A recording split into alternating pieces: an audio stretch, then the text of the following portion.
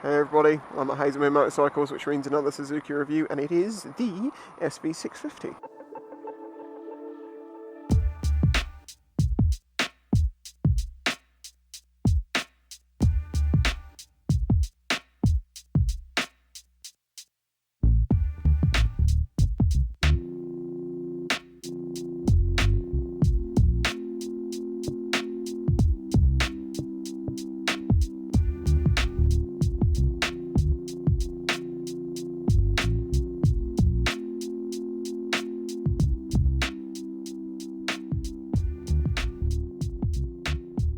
Which I have done a video on before, about a 30-mile sort of loop from Lumi's when Hazelmere Motorcycles and Suzuki did a test ride day there, and I loved this little thing, but I want to try it longer, and I've got this all day.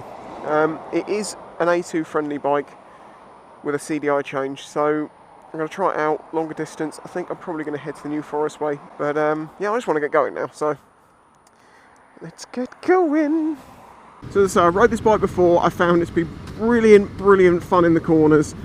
Really great starter bike that's not got too much power but enough. I felt like just an almost perfect little all-rounder. Now the one thing I haven't done on it is long distance. Well, not long distance, but longer distance. So that's what I'm going to do today, just to see what it's like. So my question of, is the SV any good on the motorway? Yeah, it's brilliant. It can happily cruise at, 70, 80, it's a little bit more, and it will cruise happily in 6th. It's only about 5,000 RPM. It's a nice, comfortable ride. It is a windy ride because you have no protection for the wind at all, really. I do only really feel it on my upper half. The bike at the front does seem to just deflect most of the wind around my legs, but it does feel a little bit skittish. Because of the way that it's got such small bars, that wind just changes you slightly, and you can see how it can feel just a little bit twitchy and skittish. It isn't solidly planted in a straight line like it's on rails. It's got a little bit of a wobble. Having said that, it's not uncontrollable. It's nice. You get used to it. It's more of you have to be quite relaxed with it, but it's definitely got overtaking power.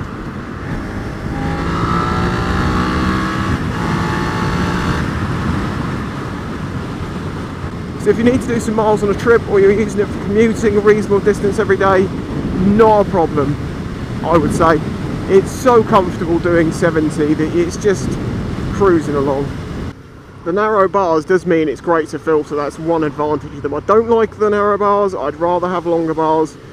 But yeah, when it comes to filtering, yeah, they're brilliant because you really are a streamlined little thing.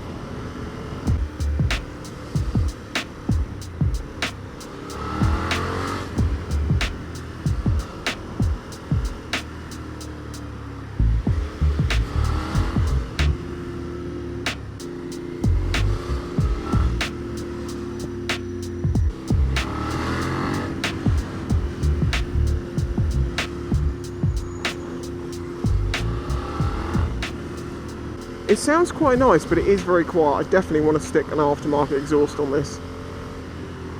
So, looks-wise, I think it looks alright. There's a few things I'd want to change. I want to change that exhaust, but the lattice work frame's quite nice, and a few bits and pieces are quite nice, but it's obviously being a naked, you see a lot of the engine. And it's been done quite neatly, so, it's alright. Tail tidy, horrendous, just terrible. That needs to go. Then it would look much nicer with a nice sweeping tail.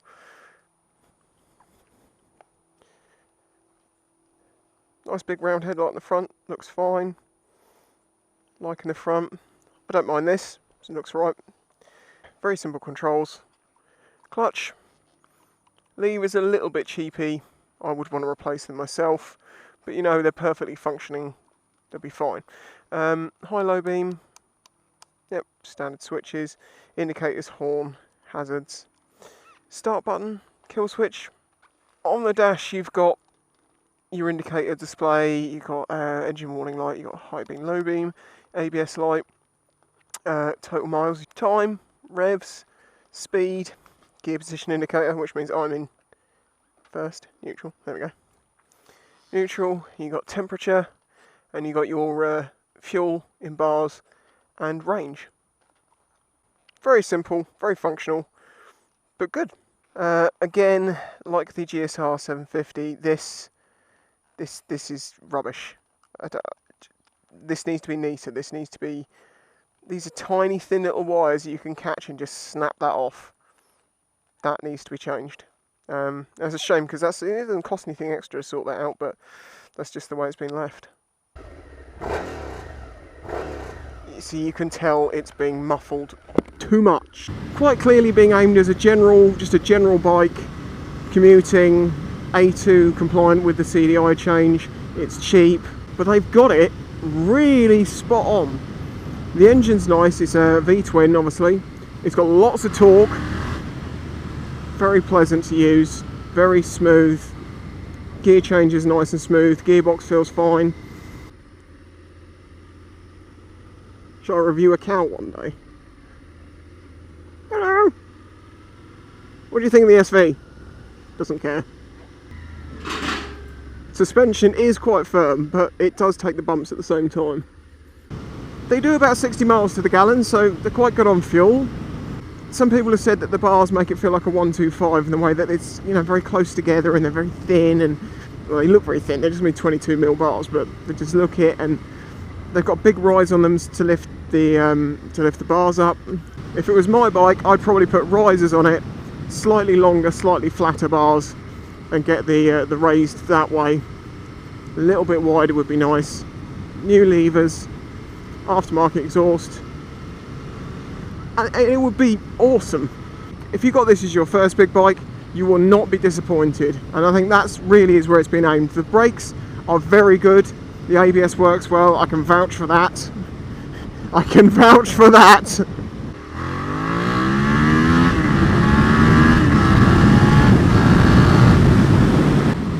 Now, as you know, I'm 6'4". It does feel a little bit small for me, not in the legs so much, more in the height of the bars and the placement. It makes me have to scrunch a little bit. But otherwise, it's comfortable. I mean, I've already done nearly 100 miles so far today, and I'm feeling fine. The seat's nice and squidgy and comfy. Changes direction, lovely. And it's very planted in the corners.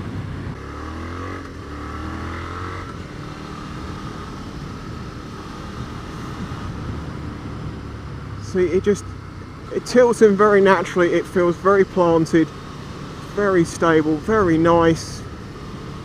It's awesome. I think Suzuki undersold themselves on this bike. It's such a nice little bike to ride. It feels like such a good riding bike that if they just made it look a little bit more aggressive, tried a little bit harder to be sort of like, no, this is actually a really good thing, rather than just making it look like a general commuter, and you know, so it's a wonderful bike in a general bike's clothes, as it were. I mean, it does look good, and with a few changes you can get those looks to look a little bit more aggressive, a little sharper, but you know, it's up against things like the MT-07. The MT-07 looks more aggressive and looks more cool. I don't know what they ride like yet, I'll have to find out, but to beat this, they're going to have to be bloody good. This is just gorgeous. Really nice bike, really nice road, really nice weather. Doesn't get much better than this. Going up to 60.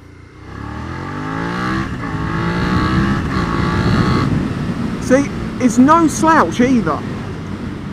And I'm being relatively careful with it because it is a new engine. It's got a good amount of torque, but it seems to go into the mid-range a bit before it starts letting off. The engine braking is brilliant, obviously. Being a V-twin, they all have good engine braking.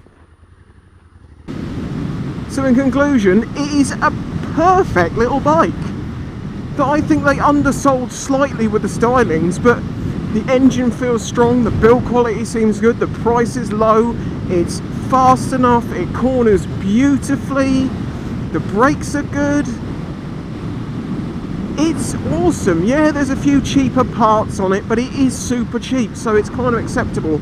And then none of those things are things that really matter. You know, the engine's good, the frame seems good, the big mechanics of the bike seem great.